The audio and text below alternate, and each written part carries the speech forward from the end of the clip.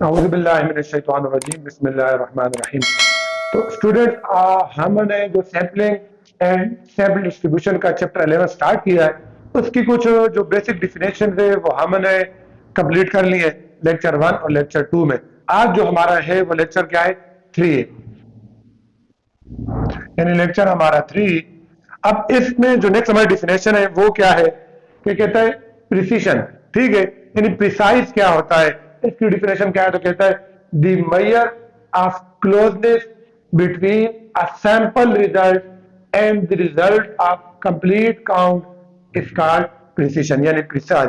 Precise होगा मतलब यह है कि अब एक कंप्लीट काउंट से, यानी पूरी पॉपुलेशन का मैंने रिजल्ट निकाला, ठीक है, फिर मैंने सैंपल पिक किया, फिर उस सैंपल का भी रिजल्ट कुछ आया, तो वो जो सैंपल का रिजल्ट है ना, वो पॉपुलेशन के रिजल्ट के जितना करीब होगा ना, हम क्या कहेंगे कि वो इतना ज्यादा क्या है, प्रिसाइज है। यानी मिसाल के तौर पर अब मैं कोशिश हमारी यही है कि मैं जो 10 बच्चे पिक करूं वो पूरे कॉलेज को रिप्रेजेंट करें, ऐसे ही है ना।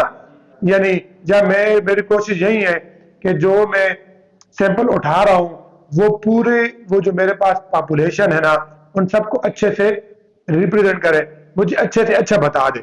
अब ये नहीं कि फर्ज करें कॉलेज के 600 बच्चे थे, उनमें से 10 बच्चे पिक किए, 10 के 10 नालायक हैं, ठीक है, तो लाजमी ये तो अच्छे से रिप्रेजेंट नहीं कर रहे।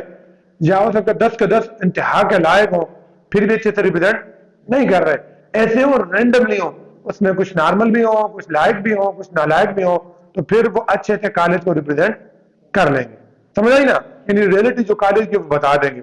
ऐसे ही अगर फूड चेकिंग इंस्पेक्टर है, फूड इंस्पेक्टर है, अब उसने वही सैंपल उठा लिए जो थे ही खराब, तो ये तो मतलब एक्यूरेट रिजल्ट नहीं है ना।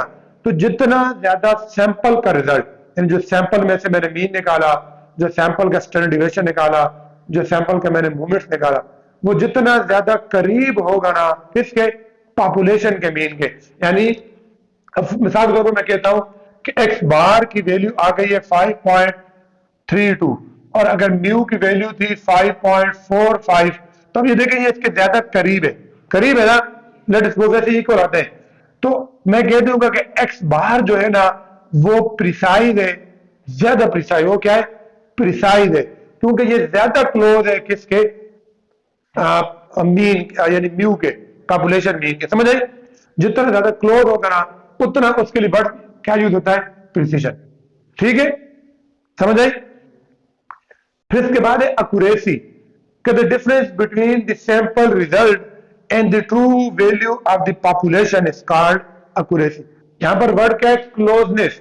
जितना ज्यादा करीब होगा वो उतना ज्यादा प्रिसाइज होगा, यानी सैंपल का रिजल्ट पॉपुलेशन के रिजल्ट के जितना करीब होगा, जितना आंसर उनके मैच करेंगे, उतना वो ज्यादा क्या होंगे, प्रिसाइज होंगे।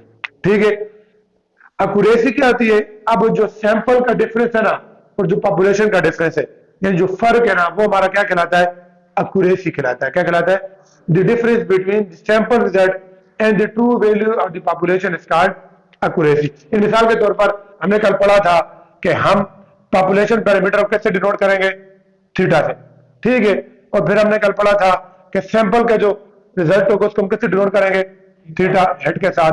तो difference between theta and theta head, ये जो आंसर मेरे पास आएगा ना, ये क्या कहलाएगा, एक्यूरेसी। ये जितना इनका डिफरेंस कम होगा ना उतना ही वो ज्यादा एक्यूरेट होंगे, उतना ही वो ज्यादा एक्यूरेट होंगे। समझ आई ना।